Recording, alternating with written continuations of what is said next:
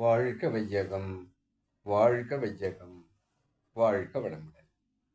குரு வாழ்க, குருவே துணை. அருள்நிதி பேராசிரியர் அன்பழகன் திருவண்ணாமலை. அனைத்து அன்புள்ளங்களுக்கும் வாழ்க வளமுடன். குருவின் நினைவாக என்னுள் எழுந்த ஒரு கவியை பதிவு செய்கிறேன். கவியின் தலைப்பு இறையருள் தோத்திரம் என்பதாக வந்திருக்கிறது. உன்னை நினைந்தே உருவுகின்றேன், உன்னை நினைந்தே உருவுகின்றேன், தன்னை அறியவே தவம் செய்கின்றேன், தன்னை அறியவே தவம் செய்கின்றேன், முன்னை வினை நீக்கி முயலுகின்றேன், முன்னை வினை நீக்க முயலுகின்றேன். முன்னோர் புனிதத்தில் குரு வந்தார், முன்னோர் புனிதத்தில் குரு வந்தார். முழுமையை அறிவதற்கு முறைகள் சொன்னார், முழுமையை அறிவதற்கு முறைகள் சொன்னார். முக்திக்கு வித்திட்டு முயலுகின்றேன், முக்திக்கு வித்திட்டு முயலுகின்றேன். முழுமதியாய் என்னை மாற்றி அருளுங்கள், முழுமதியாய் என்னை மாற்றி அருளுங்கள். முக்காலும் எக்காலும் முழுமுதற் பொருளே வாழ்க வளமுடன். உன்னை நினைந்தே உருகுகின்றேன், உய்யும் வகை தேடி உள்ளம் உருகி நின்றேன் என்று குரு வேதாத்திரி சொன்ன கருத்துக்கு ஒப்ப உன்னை நினைந்தே உருகுகின்றேன் என்று வருகிறது. தன்னையை அறியவே தவம் செய்கின்றேன், தன்னை அறிய தனக்கொரு கேடில்லை, தன்னை அறியாமல் தானே கெடுகிறான் என்ற சித்தர் வாக்கு ஒப்ப தன்னை அறியவே தவம் செய்கின்றேன் என்று வந்திருக்கிறது. முன்னை வினை நீக்க முயலுகின்றேன். நம்முள் இருக்கக்கூடிய தீய வினைகள் கழிந்தால், தூய்மை அடைந்தால் தூய்மையான இறைவன் உறைவாவான் என்பதை விளக்குகிறது. முன்னோர் புனிதத்தில் குரு வந்தார்.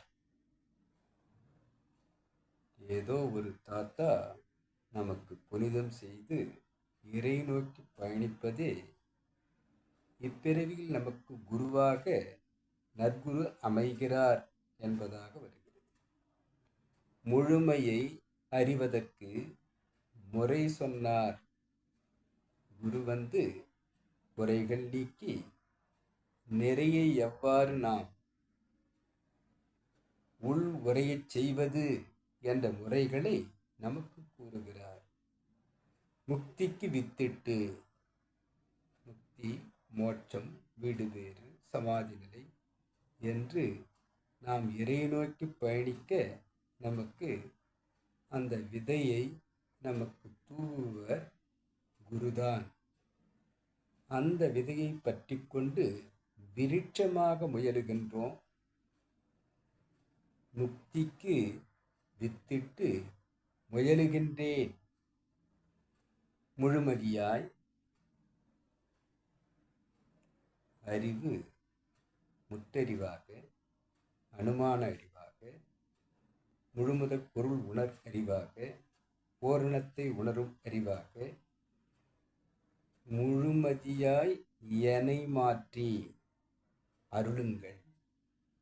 குருவருளும் திருவருளும் நம்முடைய அறிவை மெய்ப்பொருள் உணர் அறிவாக மாற்றட்டும் என்று வந்திருக்கிறது. முக்காலும் கடந்த கால அனுபவம், தற்கால சூழல், எதிர்கால விளைவு என்பதாக முக்காலமும் நமக்கு தெரிவதாக, எக்காலமும் முழுமுதற் பொருளே அனைத்து காலங்களாக இருந்து நமக்கு அனைத்தையும் சாஸ்வதப்படுத்துவது முழு முதற் பொருளே, அந்த அருட்பேராற்றலே என்பதாக வருகிறது.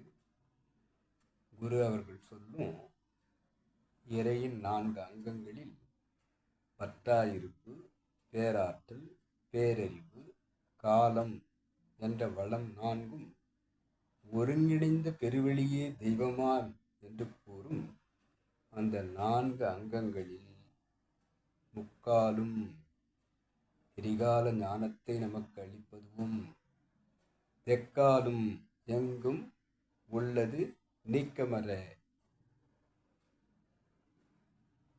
அது முழுமுதற் பொருளே, எல்லாம் வல்ல தெய்வம்தான். அந்த தெய்வமே இருந்து அந்த இறையருள் நமக்கு அனைத்தையும் சாஸ்வதப்படுத்தட்டும் என்று அந்த அருட்பேராற்றலையே நாம் இறைஞ்சுவதாக, தோத்திரம் செய்வதாக இக்கவியை என்னுள் ஏற்படுத்திய இறை நிலைத்தோம். முறைகள் சொல்லி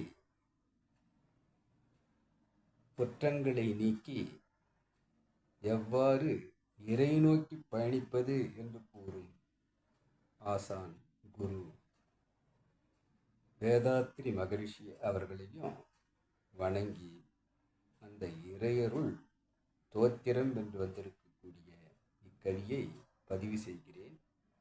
இதுகாரும் செய்யப்படுத்து இக்கவியை கவியையும் விளக்கத்தையும் கேட்டுக்கொண்டிருக்கக்கூடிய உங்கள் அனைவருக்கும் நன்றி. இறையருளுக்கும் நன்றி, குரு அருளுக்கும் நன்றி. அனைத்து அன்புள்ளங்களுக்கும் நன்றி பாராட்டி நிறைவு செய்கிறேன். வாழ்க வளமுடன்.